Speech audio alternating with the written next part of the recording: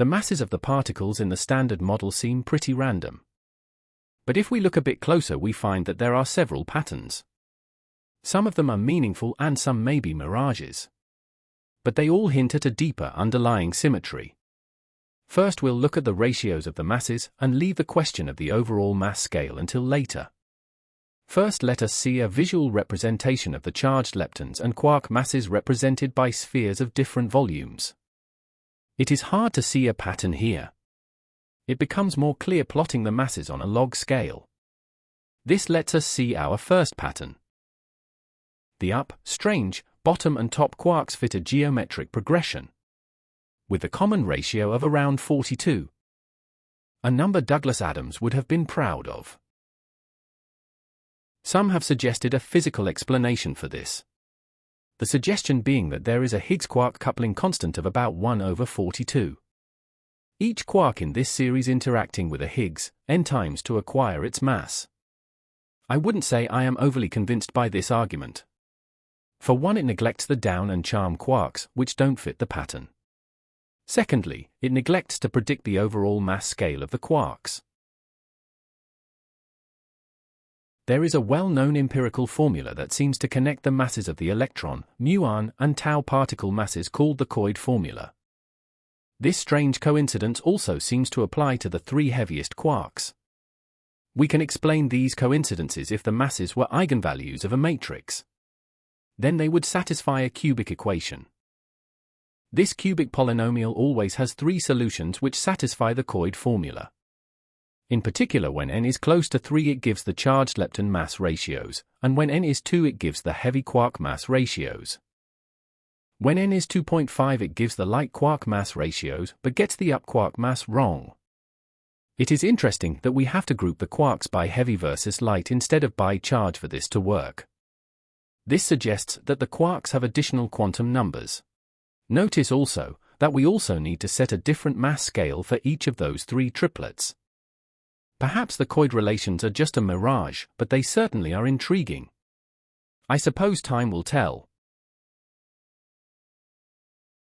In another video, we showed that there are reasons to think the overall mass scale of the fundamental particles is the 6th root of the cosmological constant in Planck units, which is a mass of around 50 MeV. Briefly, this is the mass at which the de Broglie radius of a particle matches the radius at which modified gravity theories predict Newton's inverse square law to break down. The electroweak scale, which includes the Higgs boson, the W and Z bosons, and the top quark is about 2 to 3,000 times bigger than this. But 3,000 is not really that big a number in the scheme of things. Neutrino masses. From solar neutrino observations, we know that 2 of the neutrinos are very close in mass, but we don't know if it is the 2 heaviest or 2 lightest.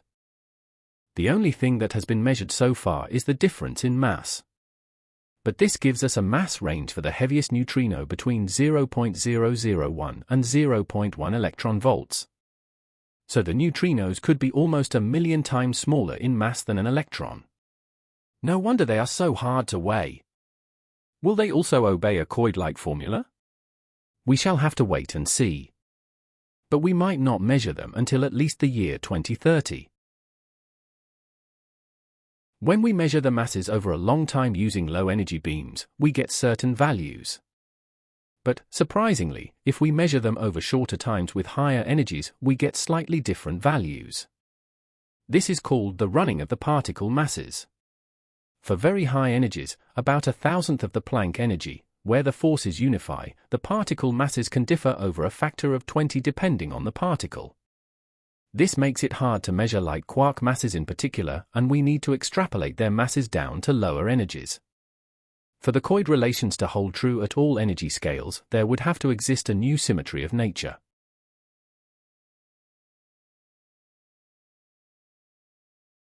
Here is another surprising relation. The sum of the proton and neutron masses are approximately the sum of the lepton masses. This is intriguing because it is what we would guess if instead of a proton being made of 3 colors of quarks it was made of 3 types of lepton.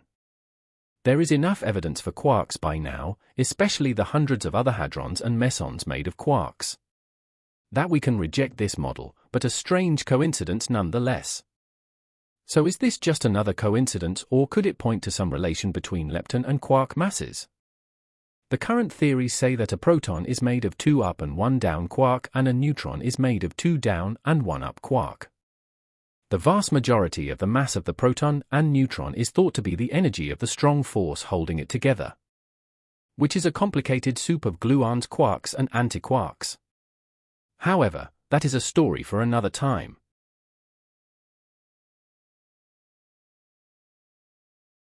In 1979, these mass relations between the charged leptons and the down quark family were predicted from a certain SU-5 grand unified theory and Higgs potential. The predictions are wrong by at least 20%. But they illustrate that theories which unify the quarks and leptons necessarily must have relations between the masses. It was a good first try, but not entirely convincing and in my opinion a little contrived.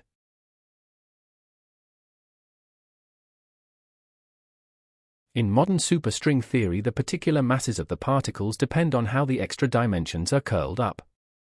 Intuitively, the masses might be thought of as modes of vibration around closed loops. So far, no particular way of curling up the extra 6 dimensions has resulted in the right pattern of particles.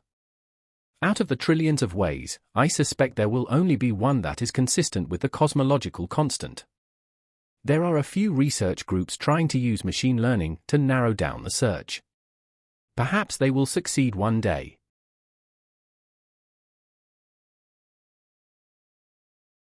We are pretty sure that the mass scale of the particles is related to some other physical value like the cosmological constant. However, it is good to consider other purely mathematical options. The mass scale of neutrinos is approximately 10 to the minus 27 in Planck units. Are there any large numbers like this in pure mathematics? Indeed there is. For example, the monster group, which has connections with string theory, is of size 10 to the 54. 1 over the square of the neutrino masses is expected to be a number of this size in Planck units.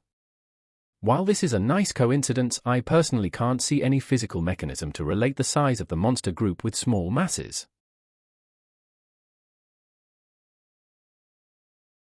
Showing all the relations on one diagram, we appear to have a web of connections, making it appear like the masses are not so random after all. Is this a hint at an underlying symmetry, or will these coincidences evaporate as more measurements are made? Until then, we can continue looking for patterns in the masses to give us clues. Perhaps one of you will solve this mystery. But beware, many a lifetime has been wasted following mirages. What are your thoughts? Do you think the patterns in the masses are real or just numerology?